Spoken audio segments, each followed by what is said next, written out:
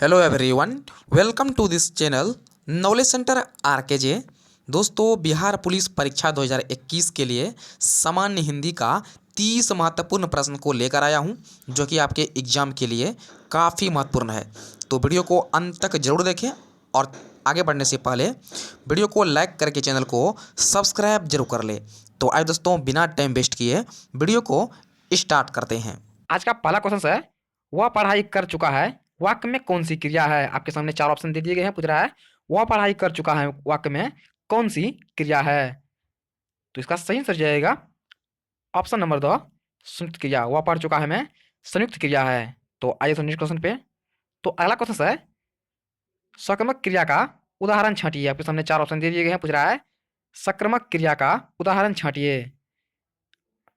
तो इसका सही आंसर जाएगा ऑप्शन नंबर 2, सतीश ने खेल लिखा। ये जो एक प्रकार का सक्रियक क्रिया है। तो आइए सुनिए क्वेश्चन पे। तो अगला क्वेश्चन है, अगर मैं आया तो मैं चला जाऊंगा, अर्थ के आधार पर वाक्य भेद बताइए। आपके सामने चार ऑप्शन दे दिए गए हैं। पूछ रहा है अगर वह आया तो मैं चला जाऊंगा, अर्थ के आधार पर वाक्य का भेद बताइए। आपके सामने चार ऑप्शन दे दिए गए हैं। पहला है विधानवाचक, दूसरा है संकेतवाचक, तीसरा है प्रश्नवाचक, चौथा है आज्ञार्थक। तो इसका सही आंसर जाएगा ऑप्शन नंबर दूसरा हो जाएगा संकेतवाचक। वह अगर अगर वो आया तो मैं चला जाऊंगा, इसमें जो है संकेत बोल दे रहा है। अगर वो आया तो मैं चला जाऊंगा, इसलिए ये हो जाएगा संकेतवाचक हो जाएगा। तो आइए सुनिए क्वेश्चन पे। तो अगला क्वेश्चन है, क्या सुंदर बगीचा है, अर्थ की दृष्टि से वाक्य का भेद क्या होगा। आपके सामने चार ऑप्शन दे दिए। पूछ रहा है क्या सुंदर बगीचा है में अर्थ की दृष्टि से वाक्य का वाक्य भेद क्या होगा। तो पहला है साधारण वाक्य, दूसरा है विस्मयादि बोधक, तीसरा है नकारात्मक, चौथा है प्रश्नवाचक। तो उसका सही आंसर जाएगा ऑप्शन नंबर 2, विस्मयादि बोधक।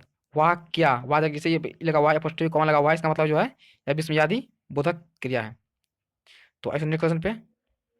तो अगला क्वेश्चन है, किस क्रमांक में मूल स्वर होते हैं। आपके सामने चार ऑप्शन दे दिए गए हैं। पूछ रहा है किस क्रमांक में मूल स्वर होते हैं। मूल स्वर है, आपके सामने चार ऑप्शन दे दिए गए, इसमें एक में जो है मूल स्वर है, आपको चुनने के लिए बोल रहा है। तो इसका सही आंसर जाएगा ऑप्शन नंबर सी, ऊ में जो है मूल स्वर है। तो आइए सुनिए क्वेश्चन पे। तो अगला क्वेश्चन है, व्यक्तिवाचक संज्ञा बहुवचन में प्रयुक्त होकर निम्न में से कौन सी संज्ञा बनाती है। आपके सामने चार ऑप्शन दे दिए गए। पूछ रहा है व्यक्तिवाचक संज्ञा बहुवचन में प्रयुक्त होकर निम्न में से कौन सी संज्ञा बनती है। तो पहला है व्यक्तिवाचक, दूसरा है भाववाचक, तीसरा है समूहवाचक, चौथा है जातिवाचक। तो इसका सही आंसर जाएगा ऑप्शन नंबर डी, जातिवाचक। व्यक्तिवाचक संज्ञा बहुवचन में प्रयुक्त होकर जातिवाचक संज्ञा बन जाती है। तो आइए क्वेश्चन पे। तो अगला क्वेश्चन है, थोड़े गेहूं बिखर गए वाक्य में रेखांकित शब्द में विशेषण है। आपके सामने चार ऑप्शन दे दिए गए हैं। पूछ रहा है इसमें थोड़े में कौन सा विशेषण है। तो पहला है अनिश्चयवाचक, दूसरा है निश्चित संख्यावाचक, तीसरा है गुणवाचक, चौथा है निश्चित परिमाण वाचक। तो इसका सही उत्तर जाएगा ऑप्शन नंबर ए, अनिश्चित वाचक, अनिश्चित परिणाम वाचक। थोड़े में अनिश्चित परिणाम वाचक, कोई निश्चित नहीं है। थोड़े, थोड़े, कुछ, कोई, कभी, इस समय जो है अनिश्चयवाचक, अनिश्चय, अनिश्चित परिणाम वाचक ये सब है। तो आइए सुनिए क्वेश्चन पे।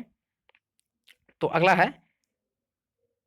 महात्म शब्द है। आपके सामने चार ऑप्शन दे दिए गए। पूछ रहा है महात्म शब्द है। तो पहला है क्रिया, दूसरा है जातिवाचक, तीसरा है व्यक्तिवाचक, चौथा है भाववाचक। तो इसका सही आंसर जाएगा ऑप्शन नंबर डी, भाववाचक। महात्म में जो है एक प्रकार का भाववाचक है शब्द है। तो आइए सुनिए क्वेश्चन पे। तो अगला क्वेश्चन है, शायद कमरे में कोई छिपा है, रेखांकित वाक्य में शब्द है। आपके सामने चार ऑप्शन दे दिए गए हैं। पूछ रहा है शायद कमरे में कोई छिपा है, रेखांकित शब्द में वाक्य में शब्द है। तो पहला है प्रश्नवाचक, दूसरा है संबंधवाचक, तीसरा है निजवाचक, चौथा है अनिश्चयवाचक। तो इसका सही आंसर जाएगा ऑप्शन नंबर डी, अनिश्चयवाचक। शायद कमरे में कोई छिपा है, कोई निश्चित नहीं है, शायद इसी हो जाएगा अनिश्चयवाचक। तो आइए सुनिए क्वेश्चन पे। तो अगला है, निम्नलिखित में प्रश्न में से कौन सा तुलनात्मक विशेषण अशुद्ध है। आपके सामने चार ऑप्शन दे दिए गए हैं। पूछ रहा है निम्नलिखित में से प्रश्न में से कौन सा तुलनात्मक विशेषण अशुद्ध है। तो पहला है कोमल, दूसरा है कोमलतर, तीसरा है कोमलतम, और चौथा है कोमलता। तो इसका सही आंसर जाएगा ऑप्शन नंबर द, कोमलता। कोमलता जो है तुलनात्मक विशेषण में के लिए अशुद्ध है। तो आइए सुनिए क्वेश्चन पे। जो आप किसी भी सवाल में अटक गए हो या आपसे सॉल्व नहीं हो पा रहा है, बस आपको उस क्वेश्चन का फोटो लेना है, क्वेश्चन को क्रॉप करना है और 5 सेकंड के अंदर अंदर आपको उस क्वेश्चन का वीडियो सॉल्यूशन मिल जाएगा। फिर चाहे आपका क्वेश्चन होमवर्क का हो, सीबीएसई का हो, यूपी, बिहार, महाराष्ट्र, राजस्थान, एमपी या किसी और बोर्ड का हो, चाहे आईआईटी, जेईई, नीट या क्लास 6 से 12वीं का हो, इन सब का जवाब आपको मिलेगा .NET पर। या फिर कोई भी सब्जेक्ट हो, physics, chemistry, math, biology, science, आपके सभी सवालों का जवाब मिलेंगे आपको .NET ऐप पर। साथ ही .NEट पर क्लास 9वीं से 12वीं के बच्चे के लिए चल रही है इंग्लिश और हिंदी मीडियम में लाइव क्लासेज, यानी अब पूरी पढ़ाई होगी .NEट ऐप पर। 3 करोड़ से ज़्यादा बच्चे .NEट ऐप पर पढ़ाई कर रहे हैं, तो आप भी जाइए .NEट ऐप को इंस्टॉल कीजिए। तो अगला क्वेश्चन है, व्यंजनों के साथ प्रयुक्त होने वाली मात्राओं की संख्या है। आपके सामने 4 ऑप्शन दे दिए गए हैं। पूछ रहा है व्यंजनों के साथ प्रयुक्त होने वाली मात्राओं की संख्या होती है, तो व्यंजनों के साथ प्रयुक्त होने वाली मात्राओं की संख्या 10 होती है। तो इसका रहेगा ऑप्शन नंबर 10। तो आज समझे क्वेश्चन पे। तो अगला क्वेश्चन है, नासिक व्यंजन होते हैं। आपके सामने 4 ऑप्शन दे दिए गए हैं। पूछ रहा है नासिक व्यंजन होते हैं, तो पहला है पंचमाक्षर, दूसरा है प्रथमाक्षर, तीसरा है तृतीयाक्षर और चौथा है इनमें से कोई नहीं। तो इसका सही उत्तर जाएगा ऑप्शन नंबर पंचमा अक्षर। नासिक व्यंजन जो है पांचवा अक्षर होते हैं। तो आइए सुनिए क्वेश्चन पे। तो अगला क्वेश्चन है, विसर्ग का उच्चारण किस व्यंजन के अनुसार होता है। आपके सामने 4 ऑप्शन दे दिए गए हैं। पूछ रहा है विसर्ग का उच्चारण किस व्यंजन के अनुसार होता है, तो इसका सही उत्तर जाएगा ऑप्शन नंबर ह हलंत। विसर्ग का उच्चारण जो है ह हलंत के उच्चारण व्यंजन के अनुसार होता है। तो ऐसे सुनिए क्वेश्चन पे। तो अगला है, शुद्ध शब्द का चयन कीजिए। आपके सामने 4 ऑप्शन दे दिए गए हैं। पूछ रहा है शुद्ध शब्द का चयन कीजिए, तो पहला है अवश्यम भी, दूसरा है अवश्य भी, यानी अवश्य माम भी का 4 दिया हुआ है। इसमें बोल रहा है कौन सा शुद्ध वाक्य है, शुद्ध शब्द है, तो इसका सही उत्तर जाएगा ऑप्शन नंबर डी। ये जो है अवश्य माम भी का शुद्ध शब्द है। बाकी ये तीनों जो है गलत, अशुद्ध है। तो ऐसे क्वेश्चन पे। तो अगला है, निम्न में से नासिक व्यंजन कौन सा है। आपके सामने 4 ऑप्शन दे दिए गए हैं। पूछ रहा है निम्न में से नासिक व्यंजन कौन सा है, तो पहला है श मूर्धन स, दूसरा है यो, तीसरा है ग, चौथा है ज। तो इसका सही उत्तर जाएगा ऑप्शन नंबर यो। ये जो है ये प्रकार का नासिक व्यंजन है। तो आइए सुनिए क्वेश्चन पे। तो अगला क्वेश्चन है, निम्न में से कौन सा वर्ण घोष ध्वनि का नहीं है। आपके सामने 4 ऑप्शन दे दिए गए हैं। पूछ रहा है निम्न में से कौन सा वर्ण घोष ध्वनि का नहीं है, तो पहला है री, दूसरा है ग, तीसरा है न, चौथा है प। तो इसका सही उत्तर जाएगा ऑप्शन नंबर डी, प। तो आइए सुनिए क्वेश्चन पे। तो अगला क्वेश्चन है, ज्योत्सना शब्द में कितनी मात्राएं हैं। आपके सामने 4 ऑप्शन दे दिए हैं। पूछ रहा है ज्योत्सना शब्द में कितनी मात्राएं हैं, तो इसका सही उत्तर जाएगा ऑप्शन नंबर 4। ज्योत्सना शब्द में 4 मात्राएं हैं। तो आइए समझिए क्वेश्चन पे। तो अगला है, हिंदी में मूल स्वरों की मान संख्या है। आपके सामने 4 ऑप्शन दे दिए हैं। पूछ रहा है हिंदी में मूल स्वरों की मान संख्या होती है। हिंदी में मूल स्वरों की मान संख्या होती है 4 होती है। हिंदी में मूल स्वरों की मान संख्या 4 होती है। तो आइए समझिए क्वेश्चन पे। तो अगला है, निम्न में से रूट शब्द है। आपके सामने 4 ऑप्शन दे दिए गए हैं। इसमें एक रूट शब्द है, आपको चुनने के लिए बोल रहा है। तो पहला है मृत्यु, दूसरा है अंतःकरण, तीसरा है पशुपति, चौथा है पतझड़। तो इसका सही उत्तर जाएगा ऑप्शन नंबर मृत्यु। मृत्यु में रूट शब्द है। तो ऐसे क्वेश्चन पे। तो अगला क्वेश्चन है, अगहम का तत्सम शब्द है। आपके सामने 4 ऑप्शन दे दिए गए हैं। पूछा है अगहन का तत्सम शब्द कौन सा है, इसका सही उत्तर जाएगा ऑप्शन नंबर 4, अग्रहायन। अग्रहायन जो है अगहन का तत्सम शब्द है। तो ऐसे क्वेश्चन पे। तो अगला क्वेश्चन है, देसराय शब्द का उदाहरण है। आपके सामने 4 ऑप्शन दे दिए गए हैं। पूछ रहा है देसराय शब्द का उदाहरण है, तो पहला है सांप, दूसरा है जिंदगी, तीसरा है लोटा, चौथा है डॉक्टर। तो इसका सही उत्तर जाएगा ऑप्शन नंबर 100, लोटा। लोटा जो है देसराय शब्द का एक उदाहरण है। तो आइए सुनिए क्वेश्चन पे। तो अगला क्वेश्चन है, हुई वीरता की वैभव के साथ सगाई झांसी में उक्त पंक्ति में कौन से शब्द शक्ति है। आपके सामने 4 ऑप्शन दे दिए गए। पूछ रहा है हुई वीरता की वैभव के साथ सगाई झांसी में उक्त पंक्ति में कौन से शब्द शक्ति है। आपके सामने 4 ऑप्शन दे दिए गए हैं। तो इसका सही हो जाएगा ऑप्शन नंबर सुधा लक्षणा। इसमें जो है सुधा लक्षणा शब्द शक्ति है। तो आइए सुनिए क्वेश्चन पे।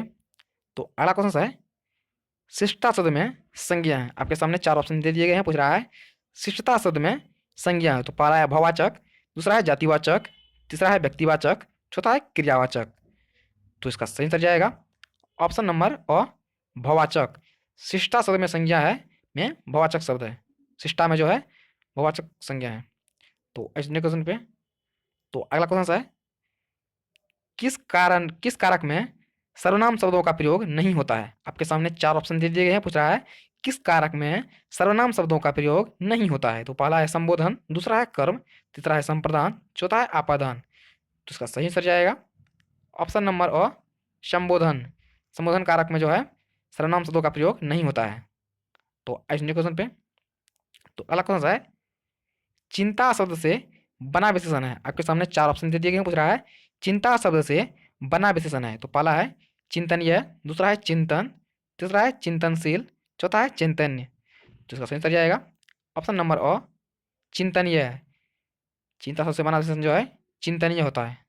तो आज नेक्स्ट क्वेश्चन पे, तो अगला क्वेश्चन है, भोजन करते ही वह सो गया वाक्य में क्रिया है। आपके सामने 4 ऑप्शन दे दिए गए हैं, पूछ रहा है भोजन करते ही वह सो गया वाक्य में क्रिया है। तो पहला है पूर्वकालिक, दूसरा है तत्कालिक, तीसरा है अकर्मक, चौथा है सकर्मक।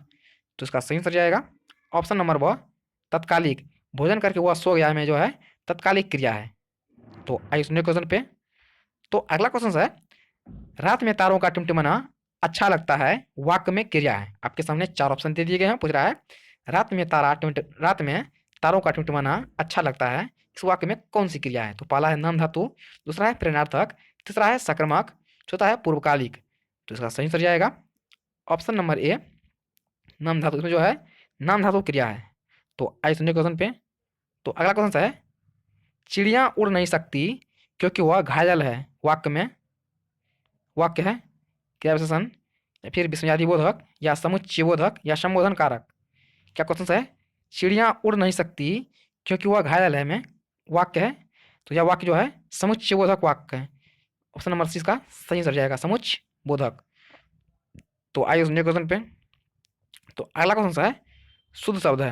आपके सामने जो है उन्नतिशील का सही सही शब्द उच्चारण कौन सा होगा? आप तरफ ऑप्शन कोर्स देखिए, तो इसका सही आंसर जाएगा ऑप्शन नंबर ये जो है उन्नतिशील का शुद्ध शब्द है।